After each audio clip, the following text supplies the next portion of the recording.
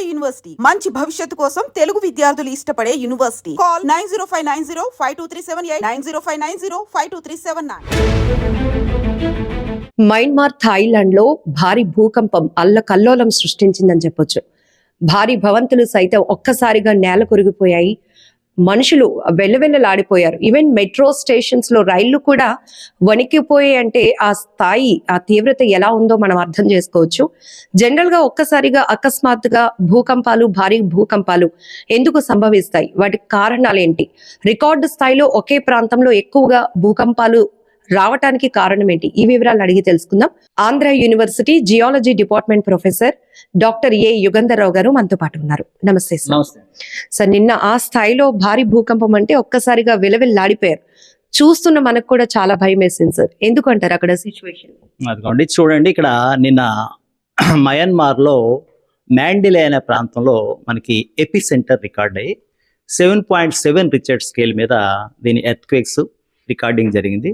దీని ఇంప్లికేషన్ ఏం చూస్తుంటే బంగ్లాదేశ్ అవనండి, వెస్టర్న్ పార్ట్లో, ఇండియా, చైనాలో southern part, Thailand, including Vietnam, ఈ ఎంటైర్ ఏరియాస్ కొంతవరకు దీని ఇంపాక్ట్ మనం చూస్తాం. బేసికల్గా మనం చూస్తే ఈ ఎర్త్క్వేక్స్ ఫామ్ కావడానికి ప్లేట్ మూమెంట్స్, మనం ఎంటైర్ ఎర్త్ డిఫరెంట్ ప్లేట్స్ కింద ఫామ్ అయిందనమాట. ఆ ప్లేట్స్ 3 టైప్స్ ఆఫ్ మూమెంట్స్ జరుగుతుంటాయి. ఒకటి డైవర్జెంట్ ప్లేట్ మూమెంట్, రెండవది కన్వర్జెంట్ ప్లేట్ మూవ్మెంట్, మూడవది ట్రాన్స్ఫార్మింగ్ ప్లేట్ మూవ్మెంట్స్. వీటిని బౌండరీస్ అంటే డిఫరెంట్ ఈ 3 టైప్లో ఈ ప్లేట్ బౌండరీస్ అనేది ఇక్కడ ఉంటాయి. అయితే ఎంటైర్ ఎర్త్లో మనం నిన్న తీసుకునే ప్లేస్ చూస్తే, నిన్న మయన్మార్ ఇది జనరల్గా సుండా ప్లేట్ మీద ఉంది. సుండా ప్లేట్, దాన్ని ఆనుకొని వెస్టర్న్ సైడ్ బర్మా ప్లేట్ కూడా ఉంది. ఈ 2 ప్లేట్ బౌండరీస్ అనమాట. బర్మా ప్లేట్ చాలా small plate, average minor plate. Sunda plate దీనికంటే పెద్ద ప్లేట్. ఈ 2 కూడా ఇంటరాక్షన్ జనరల్గా ఈ బౌండరీ కొంతవరకు ట్రాన్స్ఫార్మింగ్ బౌండరీ ఉంది. అంటే ప్లేట్ మూమెంట్స్ ట్రాన్స్ఫార్మేషన్ ఒకదాన్ని ఒకటి రప్చర్ చేస్తూ ముందుకి వెనక్కి వెళ్ళేది బౌండరీ అనమాట. అలా కాకుండా రిమైనింగ్ ప్లేట్స్ కూడా కిందన ఇండియన్ ప్లేట్ ఉంది, యూరేషియన్ ప్లేట్ కూడా ఇక్కడ కూడా ఈ సైడ్లో ఉన్నాయన్నమాట. ఇవన్నీ కూడా బౌండరీస్ కొంతవరకు ట్రెంచెస్ కూడా ఉన్నాయి ఈ ఏరియాస్లో. ఈ బౌండరీస్ వలన ట్రెంచెస్ కూడా ఫామ్ అయ్యాయి. ఇవి కూడా ఎర్త్క్వేక్ ప్రోన్ ఏరియాస్ అనమాట. ట్రెంచెస్ కానీ ఈ ట్రాన్స్ఫార్మింగ్ ఫాల్ట్స్ కానీ ఎక్కడైతే ఉంటాయో అలాంటివి ఖచ్చితంగా ఎర్త్క్వేక్స్ వచ్చే జోన్స్. మనకి నార్మల్గా మనకి జపాన్లో తీసుకోండి, మనకి ఇవన్నీ కూడా ట్రెంచెస్ ఎక్కువ ఉంటాయి. ఇలాంటి ట్రాన్స్ఫార్మింగ్ ఫాల్ట్స్ అంత ఎక్కువగా ఉండవు. బట్ మనం ఎక్కువగా ఎప్పుడు కూడా జపాన్ కోసం మనం మాట్లాడుతున్నప్పుడు, ఎర్త్క్వేక్స్ మాట్లాడినప్పుడు జపాన్ కోసం ఎక్కువ మాట్లాడుతుంటాం.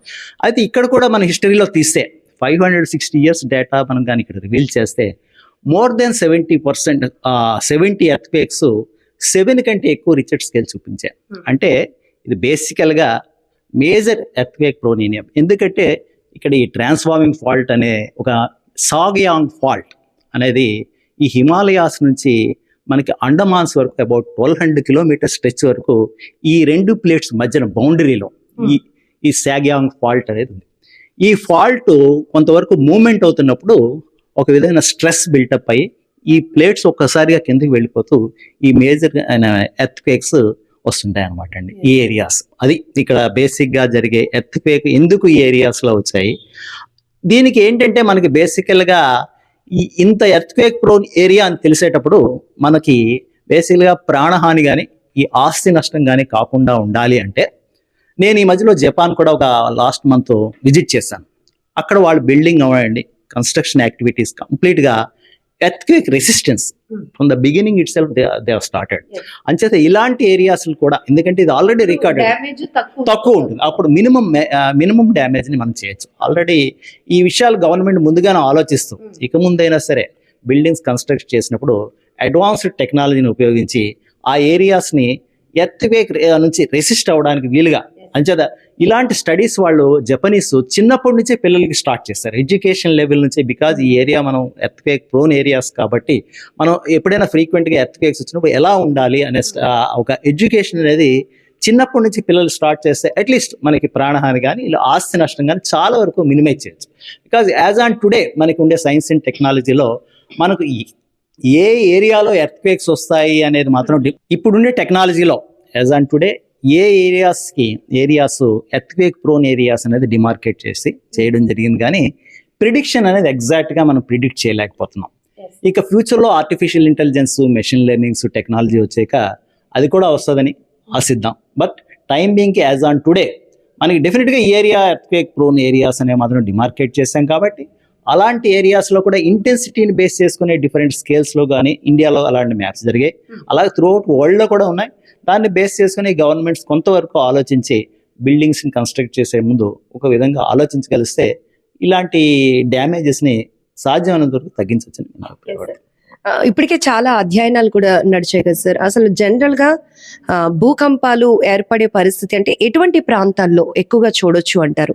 ఇప్పుడు ఇది 7.7 దీని ఎఫెక్ట్ ఉన్నా కూడా ఎక్కువ శాతం భారీ బిల్డింగ్లు పడిపోవడం మనకి ఇది తీవ్రత ఎక్కువగా కనపడతా ఉంది, డ్యామేజ్ కూడా ఆ స్థాయిలో కనపడుతుంది.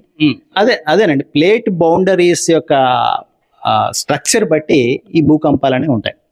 అదే ట్రాన్స్ఫార్మ్ బౌండరీస్ ఉన్నాయనుకోండి, అలాంటప్పుడు ఈ భారీ భూకంపాలు రావడానికి చాలా ఛాన్సెస్ ఉన్నాయి.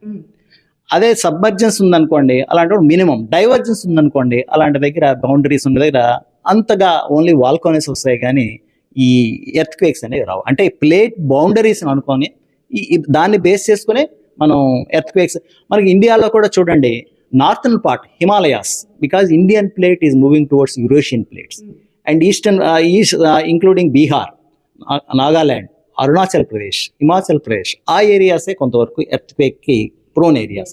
అదర్వైజ్ సదరన్ పార్ట్ అంతవరకు మనకి ఆంధ్రప్రదేశ్ అవనండి, తెలంగాణ అవనండి, అది ఎర్త్క్వేక్స్ అంత ప్రోన్ ఏరియాస్ కాదు. అంటే ఈ ప్లేట్స్ని బేస్ చేసుకొని అక్కడ మూమెంట్స్ని బేస్ చేసుకుని ఈ సైంటిఫిక్గా మనం ఎంటైర్ జోన్స్ని డిమార్కేట్ చేయడం జరిగింది.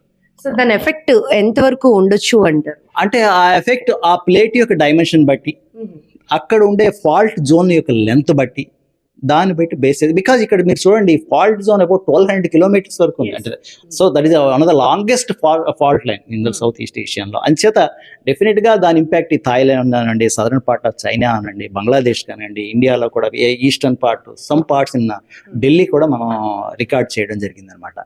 ఇగో ఇక్కడ చూడండి, మీరు ఈ జోన్లో కూడా ఇక్కడ మనకి నెంబర్ ఆఫ్ ట్రెంచెస్, సాంగ్యాన్ ఫాల్ట్ ఉంది, ఇది ఒక ప్లేటు, ఇక్కడ కూడా బర్మా ప్లేట్, ఈ రెండిటి మధ్యన ఉండే ఈ మయన్మారే దీనికి రీజన్ అనమాట. ఇంత స్ట్రక్చరలీ ఏరియా బాగా డిస్టర్బ్ అయింది. ఈ కాంప్లికేటెడ్ స్ట్రక్చరే ఇక్కడ ఎర్త్క్వేక్స్కి మెయిన్ కారణం.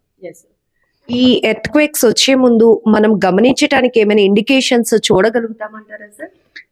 అదేనండి, ఎర్త్క్వేక్ వచ్చే ముందుగా మనకి అంటే జనరల్గా కొంతమంది చెప్పేది ఏంటంటే ఈ పక్షులు ఏవో కొంత ఫీలింగ్స్ చూపిస్తుంటాయని అంటుంటారు. బట్ సైంటిఫిక్గా అంటే కొంతవరకు వాటర్ లెవెల్స్ కొంతవరకు రైజ్ అయ్యే ఛాన్సెస్ కొన్ని వెల్స్లో ఏమైనా కొంత ఇంప్లికేషన్స్ ఉండొచ్చు. బట్ యాజ్ ఆన్ టుడే సైంటిఫిక్గా ఎర్త్క్వేక్ ఇప్పుడు వస్తుంది లేకపోతే ఈ ప్లేస్లో వస్తుంది అనేది మాత్రం చెప్పలేము. అదే చెప్పాను కదా, ఎంటైర్ ఫాల్ట్ లైన్లో ఆ 1200 కిలోమీటర్స్లో ఎక్కడైనా, because that is all structurally disturbed. ఒకసారి మూవ్మెంట్ అయ్యి అక్కడ ఎక్కడైతే దానిలో వీకర్ ప్లేన్స్ ఉండి ఒకసారి స్ట్రెస్ రిలీజ్ అవుతుందో అక్కడ మనకి ఎర్త్క్వేక్స్ అనేవి వస్తుంటాయి అనమాట. ఒకసారి ఇక్కడ చూడండి, ఇది సాంగ్యాంగ్ ఫాల్ట్ అనమాట. ఇది చూడండి, ఇక్కడ మీకు కంప్లీట్గా ఒక వీకర్ ప్లేన్, మీకు సర్ఫేస్లో మీకు ఒక డిఫరెన్స్ కనిపిస్తుంది ఇక్కడ. ఇలా మనకి ఈ 1200 కిలోమీటర్స్ పాటు ఈ స్ట్రెచ్ ఉందన్నమాట. అంచేత ఏమాత్రం డిస్టర్బెన్స్ అయినా మనకి ఫ్రాక్చర్స్ లాగా డివైడ్ అయిపోయి మనకి ఈ ఎర్త్క్వేక్స్ అనేవి మనకి ప్రత్యక్షం అవుతుంటాయి. ఇది కూడా ఇవన్నీ కూడా ఇమేజెస్లో